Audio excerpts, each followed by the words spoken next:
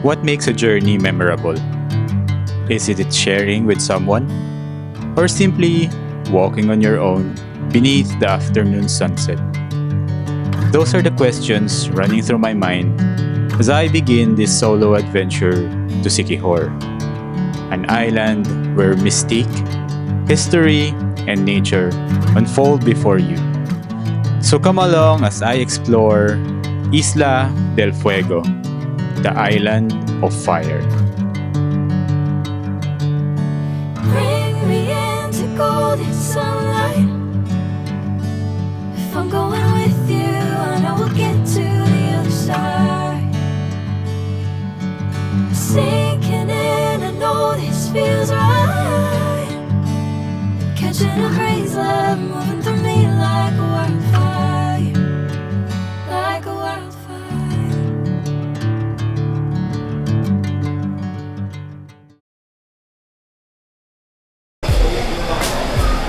My solo adventure begins in Naiya Terminal 3, where I get some snacks before my flight to Dumaguete. There are a lot of changes in the terminal, which includes this food court and some other stores. My flight is at 4:30 p.m., so I have a lot of time to roam around.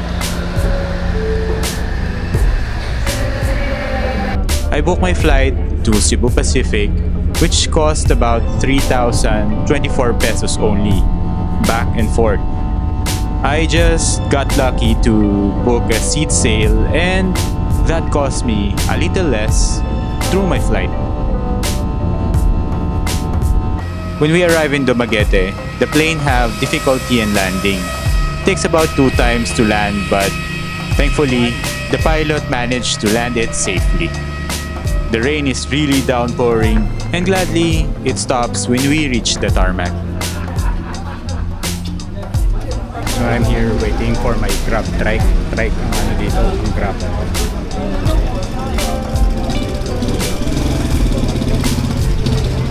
Ayan, medyo tumila-tila na yung ulan. Medyo nahirapan yung plane bumaba. But I think okay naman yung panahon. Medyo katapos na ng ulan. Pero okay. Grab is available in Dumaguete, so you don't have to worry about your transportation. There are tricycles, also serves with Grab, and also there are cars. So you have choice of what ride you want. Gabi na rin nung time na yon, so I really need to go by to my hotel. And hindi na rin ako nagpaligoy-ligoy. I stopped to the Flying Fish Hostel. This hostel serves to many frequent travelers and backpackers, so I chose this as my main point to Dumaguete going to Siquijor. I'll just spend one night here, so there aren't any problems maybe. Cozy ang vibe ng hotel, and it's just nearby the port area. I booked it around 1,050 pesos, which includes breakfast. Pero hindi ko na nakain yung breakfast eh. Industrial design.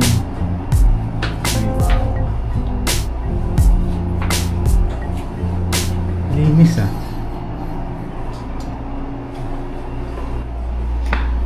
Industrial yung design niya, pero maliit lang for ano lang talaga, for solo, walang TV, basic room. But yun, bukas naman ng maaga, alis na ako for Siquijor, so pag-stay lang for the night. So dito na lang ako nag-dinner sa harap ng hotel, which is yung Kahoy Bar and Grill. So nagsiserve sila ng mga local cuisines, which is yung lapas bachoy and chicken and ato. Medyo na-miss ko na rin itong mga ganitong mga foods, so I grabbed both of them.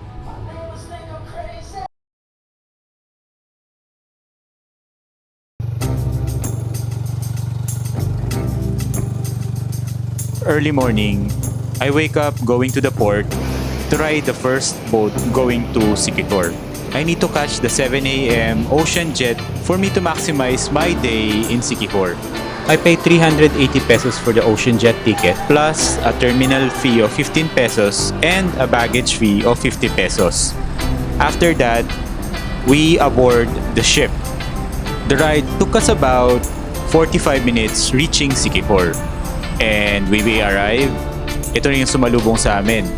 Medyo cloudy and mahalon yung dagat. I have doubts na baka umulan na tuluyan and sira yung travel ko. Pero I need to move forward and just hope for the best. And who knows, there might be surprises coming around. Good morning guys, dito na nga ako sa Siquijor. And after that ride sa Ocean Jet, ito na nga. So hanap muna ako ng makakainan and ayun, medyo na-excite at gutom na rin. So tingnan natin yung mga sites dito. Try ko rin i-meet yung friend ko kung magkakatamaan kami ng schedule. So first stop muna yung church. Punta muna kami dun.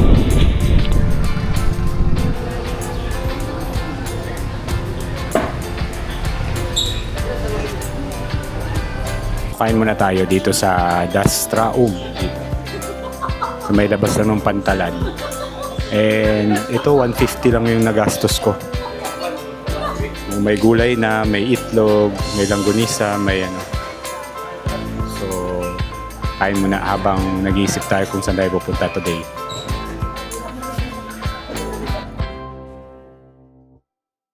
This is my first stop, the Church of St. Francis. I want to give my respect and gratitude sa magandang flight and sa trip at the sea, asking for guidance and protection in this old centenarian church which is built around the Spanish era. First stop ko yung simbahan dito, St. Francis. Isa ito sa pinaka lumang simbahan dito. And malapit lang siya dito sa may sa may port. So nandiyan yung port. So ito na yung simbahan. Kaharap niya lang. So then dumaan lang ako para magdasal and to give thanks. And ito yung simbahan.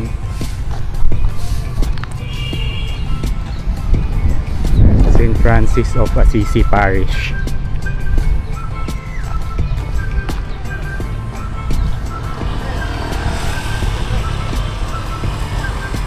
Dito yan.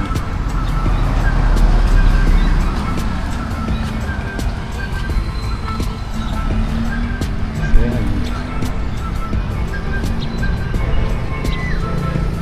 Ito yung first stop natin. First church na titingin.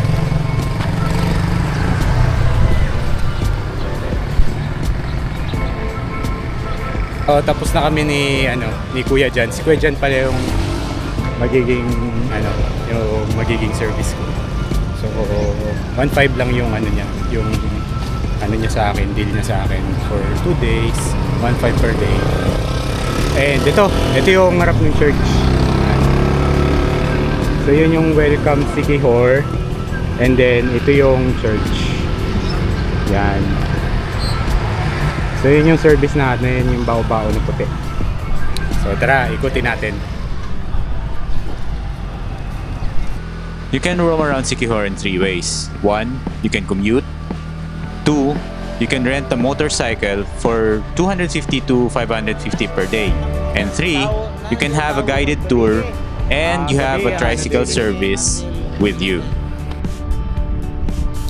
Pagkagabi daw nandito yung mga tao. So yan. I chose Kuya John as my service for my whole trip in Siquijor. I found him at the port and he offers me a good deal for my 2-day trip. They are friendly and honest, so just ask for their help. My second stop is Bucafe or Bukid Cafe. In Bisaya, Bukid is the mountains, so it's basically a cafe up in the mountain. It has an amazing overlooking view of Siquijor, so I need to check this out. Tayo sa Bucafe. Hanapin natin kung nandito sila. The cafe's aesthetic is really good. The flooring is in wood and you're surrounded with trees around the area. And if you're after for an Instagrammable photo, you can take your picture at the net and make the overlooking view as your background.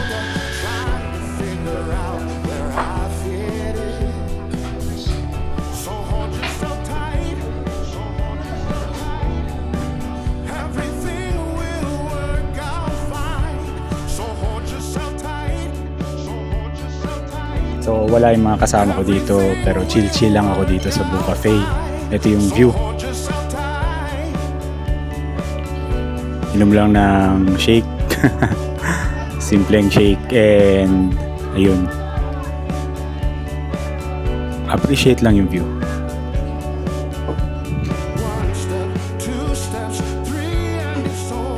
Sana hindi umulan and sisimula na kumulimlim. Pero sa tingin ko hindi naman.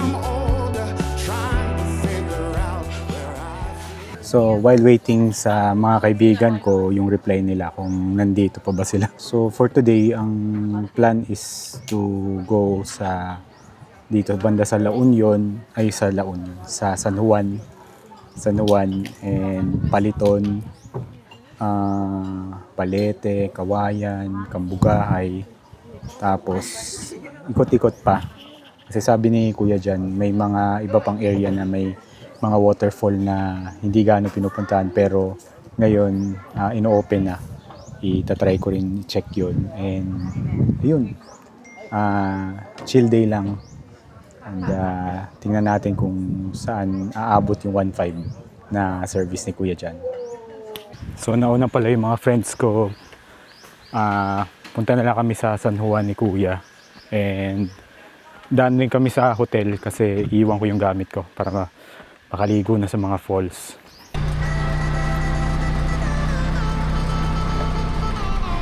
Once I knew na papunta na pala sa Bohol yung mga friends ko, I decided na umalis na sa Bucafe and went to our first waterfall stop. Pababa na ako sa Lugnason Falls and 20 yung bayad para sa environmental fee and then 20 rin yung bayad para sa parking. So mag-hike ka, sabi nila mga 5 minutes lang. Tingnan natin. Medyo jagged lang yung trail pababa pero okay naman. Flat naman siya. Pero doon banda, yun yung medyo mataas-taas. Pero kayang-kaya naman. Yun, naririnig na yung tubig ng falls. Medyo malakas siguro to kasi umulan kahapon. Medyo madulas na. Yun. Ano yung falls? Yan. You just have to trek down and later pataas. Yun.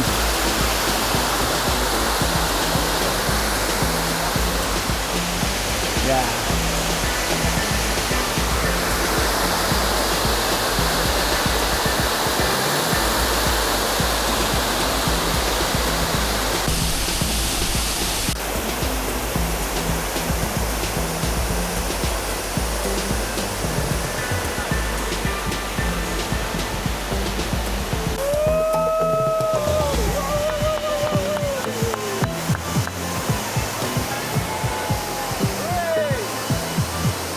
The locals are saying, before they opened this falls as a tourist spot, this used to be a watering ground for their cows and carabaos.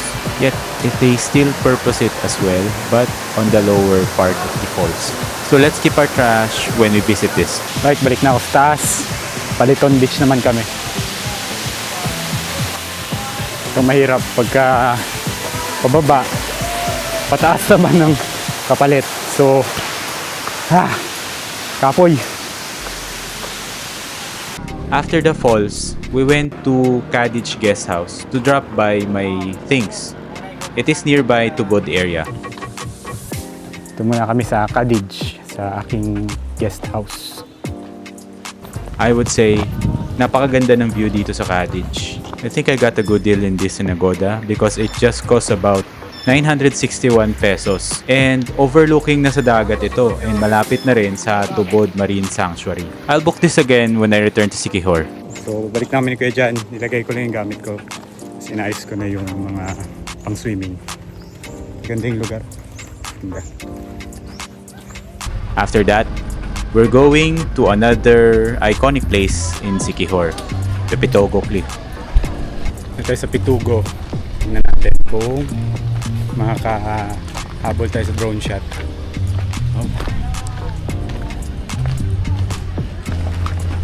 Kasi may number daw yung drone shot. So, hindi natin alam kung makakakuha tayo ng number.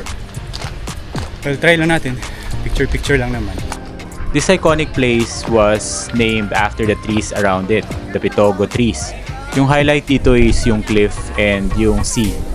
Fortunately, nakakuha rin ako ng number and I have a queue sa mahabang pila ng drone shot. The drone shot cost me about 200 pesos only.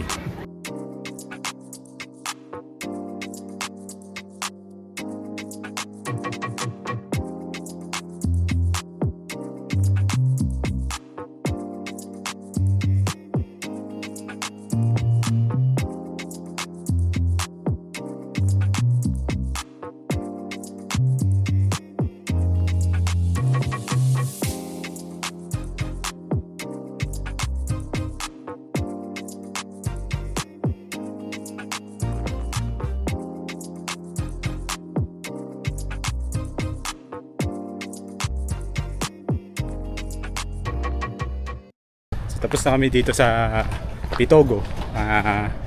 Punta naman kami sa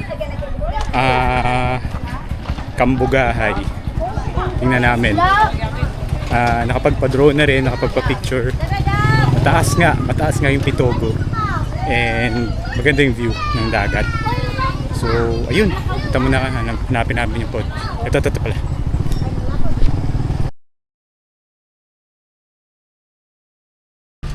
Next up, I will witness the mystic part of Siquijor. Alright, nandito na kami sa Balete Tree. Yun, yung isang balaking balete. So, picture lang and then magla-lunch lang ako. Balete Tree highlights the mystic side of Siquijor. As they say, bahay daw ito ng Encantada, but this centenarian tree is a witness of history and folklore. So, lunch muna. Pusit. Ano ba to? Pusit. Adobong pusit. Tapos, mango shake. And one rice. So, yan sa Balete Tree.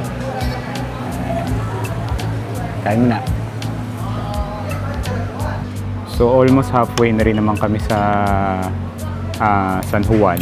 And naisip din namin ni Kuya na diretso na kami ng Kambugahay after nito. So, mainit na rin eh. Init. So, gusto ko na magbabad ng tubig. Although parang inuubo pa ako, pero kaya naman.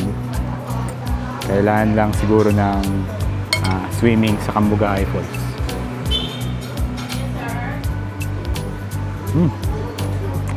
Parang may pagka peanut sauce yung ano niya. Yung lasa niya. Pero adobo siya. Sarap. Shake. Mangga na may gatas. Sarap. Well, bukas ang plan namin is north naman, north side. So, dahan-dahan lang kaming iikot doon. Pag natapos na namin dito sa San Juan. Hindi makailangan mapuntahan ko lahat. Basta lang mapuntahan ko yung mga highlights. Okay na. After mag-lunch, I try to spend my time here sa baba ng Balete Tree. May isang spring dito na namumuhay yung mga fish which nibbles your feet under the shade. So ito na yung Balete. Old Balete. Tapos may mga fish sa baba.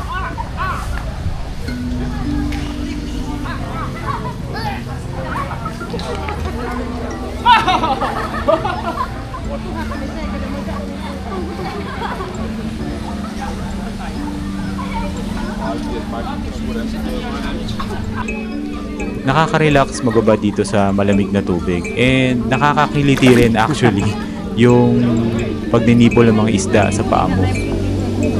Chill lang muna while the sun is up high and to think about the places that I need to go tomorrow kasi marami pa akong pupuntahan.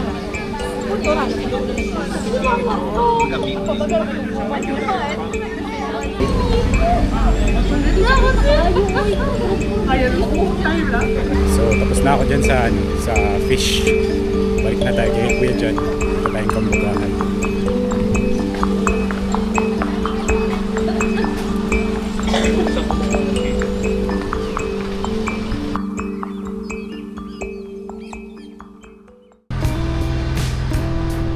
Habang nagdadrive si Kuya papunta ng Kambugahay, sabi ni Kuya, hintuan muna natin yung Lassie Church. Lassie is another town in Siquijor which has a historic church that was built in the 1800s by the Spaniards. At ito yung magiging stopover natin sa hapon. Dili kaya?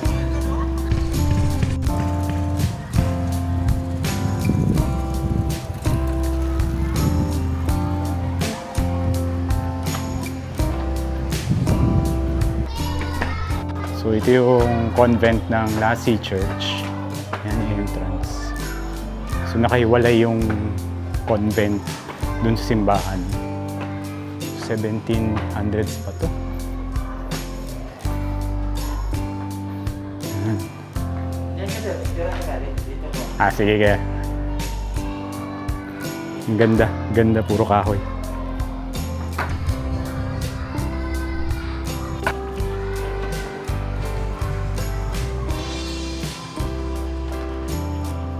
Ito yung mga ginamit na sutanan ng mga pari.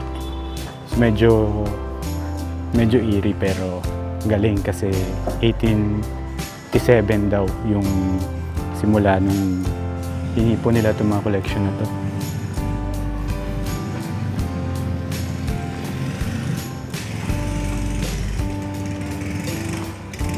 Inside you're gonna find some relics and some religious artifacts that was being kept by the Lassie Church community. This was been gathered by the Recollectos in 1800s, so it's really a part of the history of Siquijor. San Juan. Nipa pa siya. Larena Siquijor Island Church. So ito yung konbento. Dungaw mo dito, yan na yung simbahan. Isip mo dati na parang may mga praile dito or mga missionaryong nag-stay dito sa loob. Diba? Or nagmimisa dito sa may church. Dito sila nag-stay sa convent. Then, ang laki ng mga kwarto. Itong steps kahoy. Preserve nila.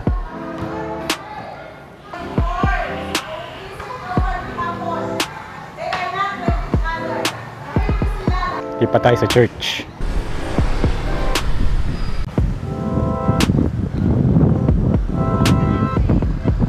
Ang simbahan ng Lassie or Lassie Church dito.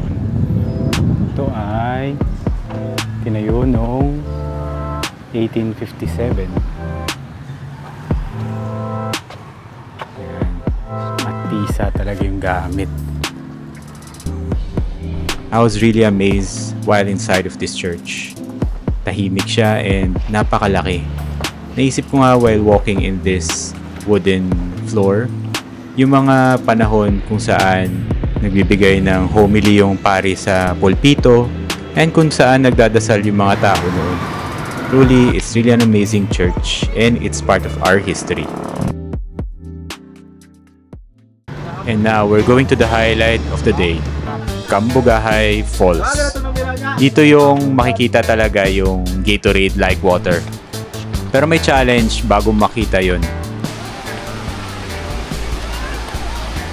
Simula na step sa Kambugahay, pababa.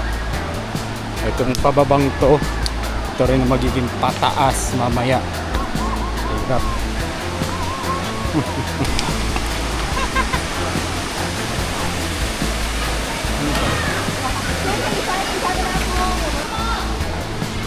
Medyo mahirap siya kasi matataas yung step.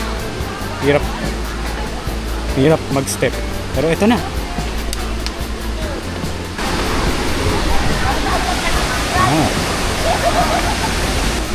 The Great Kambugahay Falls. Nice. Malaki nga siya. Hanap tayong pwesto.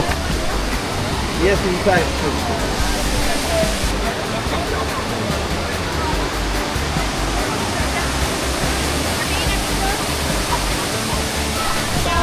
Kahit di maganda yung pakiramdam ko, tatry ko pa rin maligo dito. Dito na eh. Sarap. Sakto lang yung lamig niya. Hindi siya mainit, hindi rin siya malamig. Buti na lang. Daming tumatalon dun, no? Dami nang tumatalon. So, kung sana tumalon, kaso hindi ko feel kasi para akong sisipunin. Dito lang tayo. Ligo-ligo na lang. Akitin natin mamaya yun. Mamaya.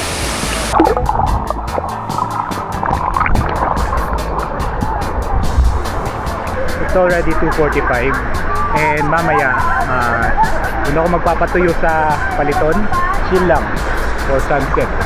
Eventually malapit lang din naman siya sa hotel ko, so not a problem. Kaya sabi ni Kuya, yun na lang huli namin kasi papunta rin naman kami doon.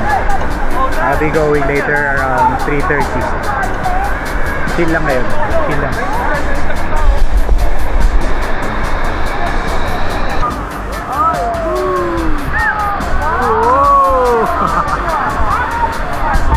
Lupit ang bata.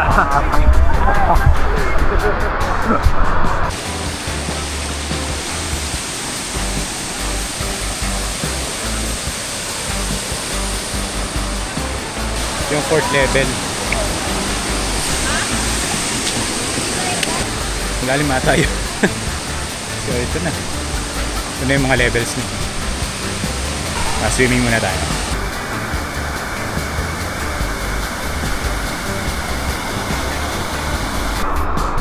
Malalim ka.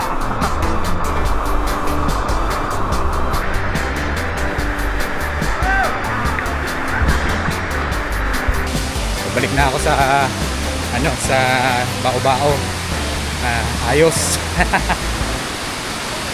Sarap magpalutang-lutang dito. Anyway, balik naman tayo ever next time pag maganda-ganda na yung pangatawan.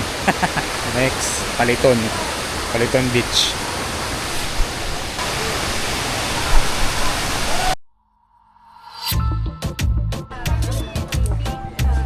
And now, to end day 1, we're going to the laid-back side of Siquijor, Paliton Beach. Na kami sa Paliton Beach. Chill na lang. Tingnan ang sunset. The great thing about Paliton is it faces to the west where the sunset shines. You can grab a beer and snack and watch the sunset with other tourists. Yan, day 1. Natapos na namin ni Kuya Jan. Kapoy si Kuya, gikapoy. Nandun sa camera kaya. So yan, tapos naman day 1. Ang last is Paliton. Daming tao. Dada. So yan, ending it with the Smirnoff and fishball. Yan. Nung papalapit ng bumaba yung araw, naswertihan pa naming makita yung kahil na langit. And it's really amazing to close this day witnessing this beauty of Siquijor.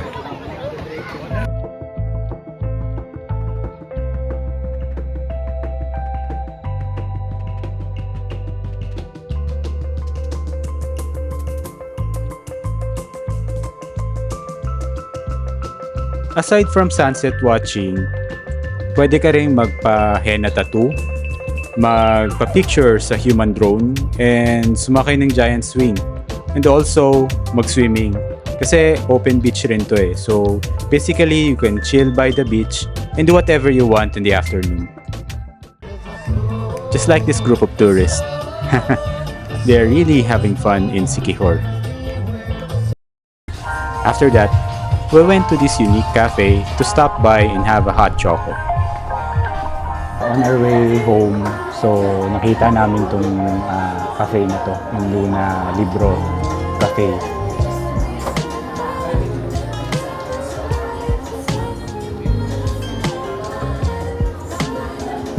Ganda ng sura kasi daming libro. According to the attendant, the owner of this cafe is an attorney, so basically ito yung mga collection niya ng mga books. Yeah, that's the day 1. Napakapagod. Pero ang comforting side is ito, ang aking maliit na hut. So kanina pinakita ko yung outside nung cottage. So ito yung pinili ko. Saktong-sakto para sa akin. Although dalawang kama, but then sakto. Walang aircon kasi okay lang sa akin ang walang aircon. At medyo inuubo nga ako, so mas okay sa akin yung ganitong setup. Well, anyway, ganito siya. Yan. Walang TV, walang aircon, but I'm really 100% okay with this. So ito yung CR niya. Cute. Yan, ang linis tuyong tuyo at ganda. So more on like a teepee hut lang siya, pero wag kayo, ang gandang teepee hut nito, sobra. So yan, cottage, if ever magka-idea kayo, seashore siya, maganda yung location, and I'm really vouching on it, ang ganda niya. And yeah, talabas muna ako, hanap ko ng pagkain kasi gugutom na rin ako, and sarado na rin yung tindahan nila for food. So I guess I need to go at the main road para maganap ng makakainan. Tara.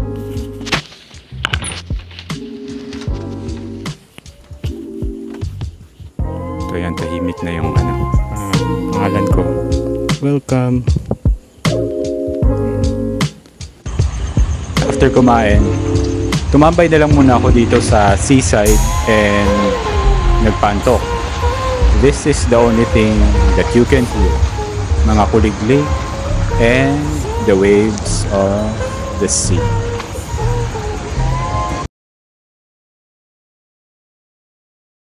Morning. So this is our second day here in Siquijor. So ngayon snorkeling and swimming tayo sa dagat. And hopefully maging okay ang weather for today. But leave na tayo sa room natin. Ito yung ito yung front view.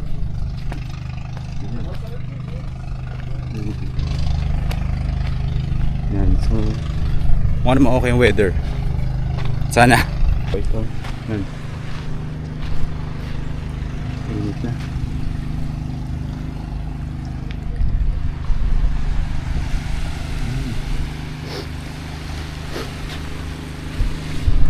So, ayun. Unang stop namin mamaya is Tubod. Pero, tingnan namin kung may mga iba pang madadaanan na waterfalls or mga dagat-dagat. May mga isda na dun. Sayang kasi I have only short time to spend here sa Cadiz, pero sulit tong area to. Hintay ko na lang si Kuya and breakfast, and tara, punta na tayo.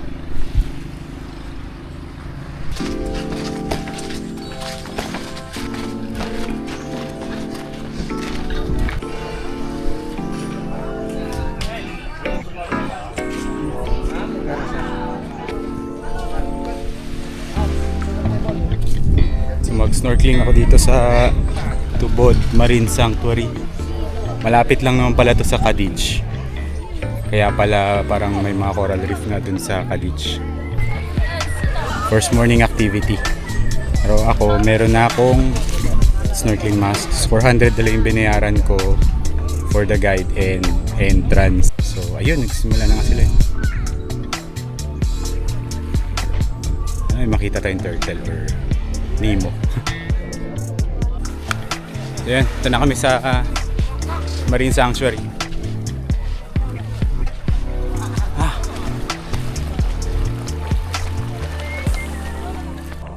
Tubod Marine Sanctuary is a coral reef and marine habitat located in Tubod Beach area. So malapit ito sa Coco Grove Beach Resort. And this displays a wide variety of corals and giant clams. And sometimes you're gonna see some banded sea crate na nakita rin namin. So, ito yung isa sa mga highlights ng Siquijor pag pupunta kayo. And you're gonna get lucky kung makita nyo rin yung mga pawikan. This area in Tubod, San Juan is one of the treasures in Siquijor when it comes to marine biodiversity. Kasi makikita yung buhay na buhay yung mga corals dito and protected ito ng community. So let's do our part in making this a clean habitat for the fishes when we come to visit in this area.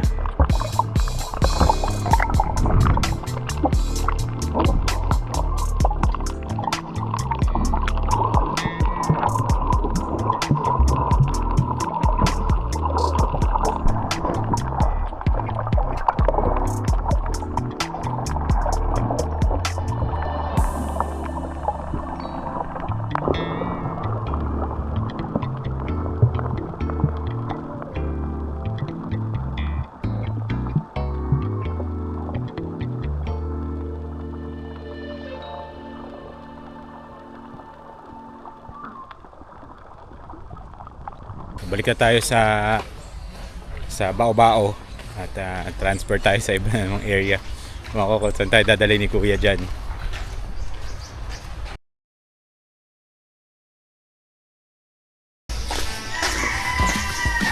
So kita ko ng La Canopy na natin yung view daw dun sa taas, and try na magpalipad ng drone, pero try natin kasi parang uulan na eh. So I ordered iced tea. Pasok lang ako, titingnan ko.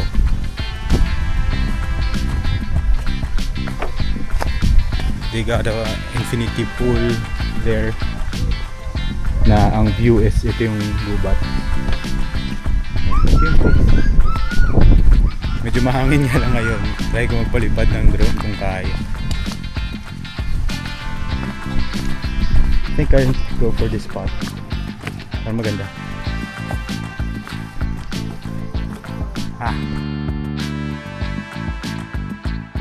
If you want to chill out, here's the best place in Siquijor. This is La Canopy. Located in the mountains of Lambohon, you'll have the view of the sea and the forest around it.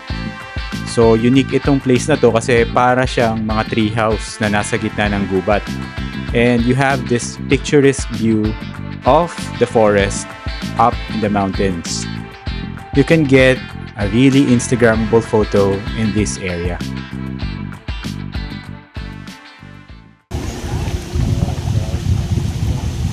Break muna kami dito ni Kuya sa La Canopy and tingin-tingin rin ang view kasi yung view dito facing sa dagat, facing Apo Island and Dumaguete.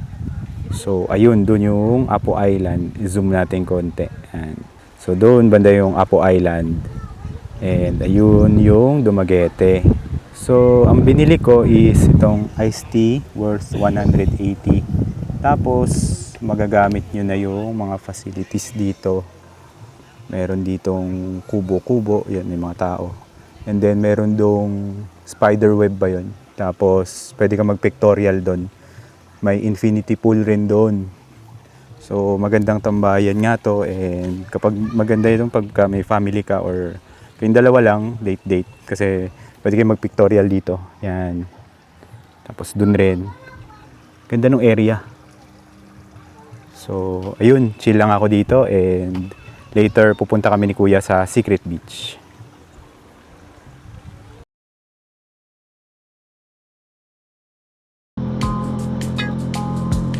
Medyo malayo-layo yung third destination namin ni Kuya. So nag-lunch muna kami dito sa isang karinderya.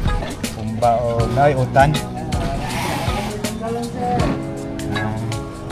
Kanila ang palaya kaya. Snap kayo muna dito sa Lassi. Kumba. Ang palaya. Kain na kami. Tapos diretso na kami sa Secret Beach. Gladly, tuluyan ng sumikat ang araw. So dito kami sa Secret Beach. Samahan ako ni Kuya dyan. 15 minutes daw lakad. So ano naman, hindi naman mainit kasi ano eh, dahil puno. Hanggang ano to Kuya, no? Puro puno, no? Malamig-lamig pa nga ngayon, no? Ayan. Makapasok ang motor dati, pero ngayon ayun, oh, ganda. The right amount of hike and swimming, yan ang gagawin mo. Pero okay rin kasi ito, ganda ng mga puno, before ka makapag-swim, mag-hike ka muna.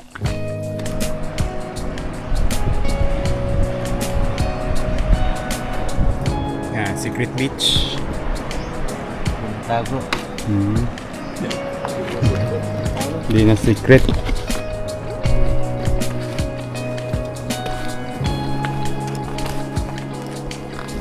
Mahirap ah. Mahirap to pagkakit mamaya.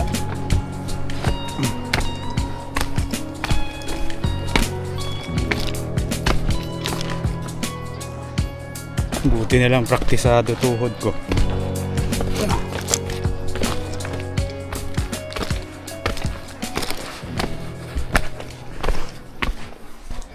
Kawayan Bridge.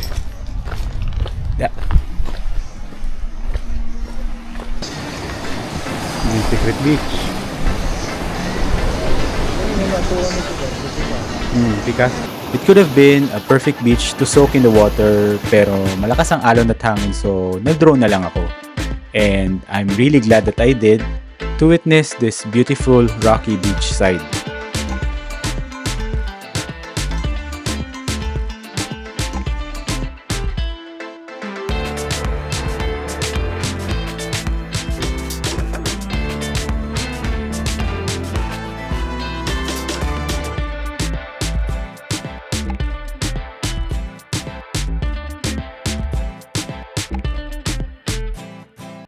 Na naman ulit.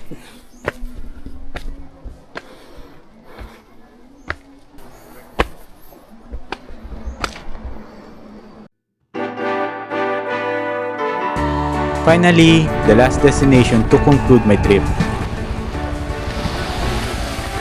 Pwede pod. Yan, hindi. Yan, sa Lagdoong Beach. Ligo. And mag-chill lang dito.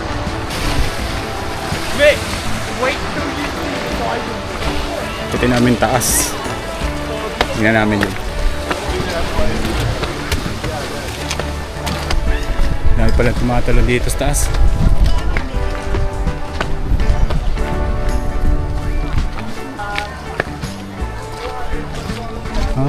Dito pala.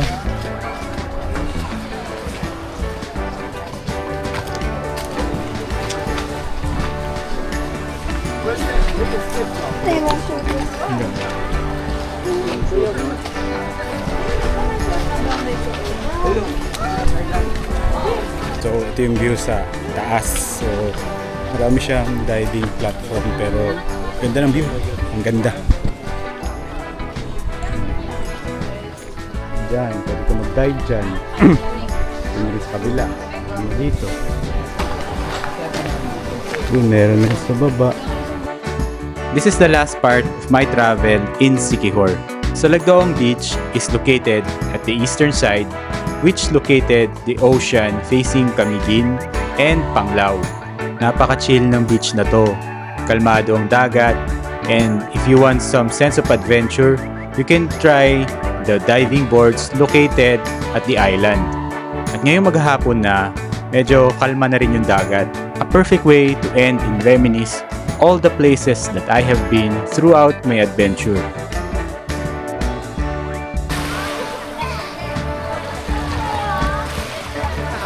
Swimming muna. Marami na rin tao. Tingnan natin kung lamig. Lamig.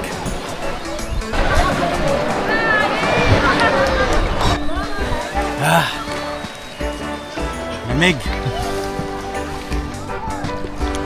Nakapagod. As for day 2, okay rin naman.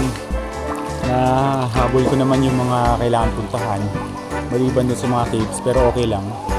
Kasi medyo umulan, siguro hindi rin safe kung pupunta sa cave.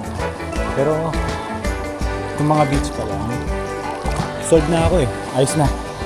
And then, yung mga views ng ng lugar talaga is really beautiful talaga. Ang ganda yan ng area dito sa Siquijor.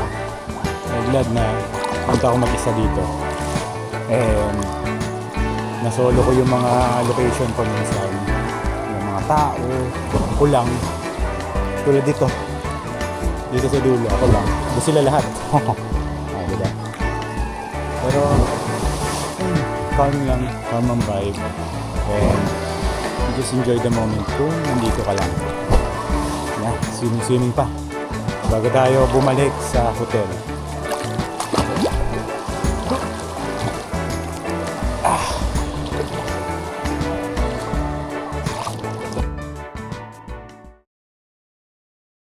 Kaya dyan. Sige. Yan, Aquamare. Yan, pasok ako doon. And yan, si Kuya Jan, alis na siya. Thank you, Kuya! Enjoy kayo ko. At ito na tayo dito, sunod na tayo, pasok na tayo. At the last night, I tried to spend a little more, so nagstay ako dito sa Aquamare sa May Larena. Ang pool hour sir is 8 a.m. until 9 p.m. And then ang allowed ra is ang mga drinks lang. Mga drinks Bawal lang. ang food. So duha man ni ang swimming pool, pwede ra ka pa-access sa duha ka pool. Oh, nice. Glam house.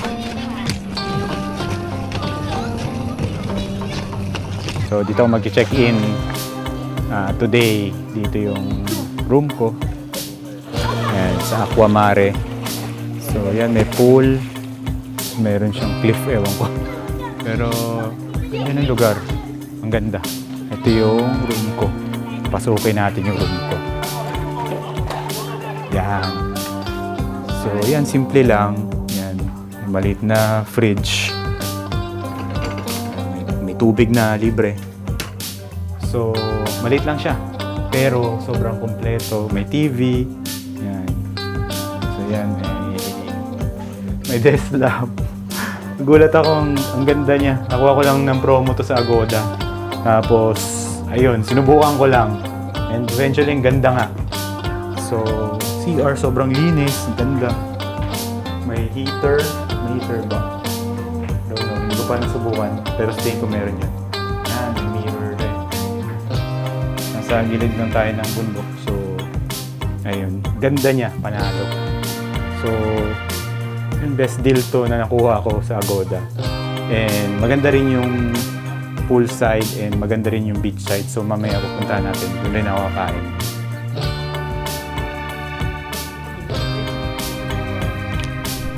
So that's how I end day 2. And ayun, chill muna ako dito sa poolside. Yan. Chill muna. Tapos try lang ng swim. Medyo nakakapagod pala. Pero okay naman. Puntahan ko yung mga highlights. And then, ayun. Ito yung view ko. And yun, sulit naman yung accommodation. So mamaya, mag-dinner naman tayo doon sa beach side. Ayun, solo ko yung pool. Yahay. Solo ko yung pool. So yun, chill lang kasi nagpapatanggal ng alat ng dagat. Ito ang camera. So yun, ganda nito. Ganda ng hotel. Tingnan lang natin mamaya yung yung pagkain. So swim lang muna ako.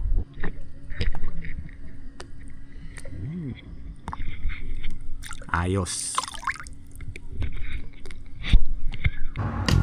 Yan, so for the night, chop suey, rice, red horse. So hello guys, so ito yung dinner ko for tonight. So I thought konti lang yung chop suey, so marami pala siya. Sobrang busog. Okay yung ng serving ng Aquamare, ayos. So this is the end of my Siquijor travel vlog. And tatapusin ko to with a bottle of Red Horse. Yan. Bukas naman, Dumaguete naman tayo. And hopefully kung maging maganda yung weather, we'll go to Apo Island or Valencia sa Dumaguete. So titingnan natin kung makaabot tayo doon kasi maulan na. And hopefully maganda ang weather para matuloy yung plan natin. So ayun, that's it. And Thank you for watching for this vlog in Sikihor. Nice. Now, here's the budget of our day. It's 1,523 pesos for day 1, 4,744 for day 2, and 5,656 for day 3, with a total plus airfare of 14,963. It's up to you to tweak on the budgets.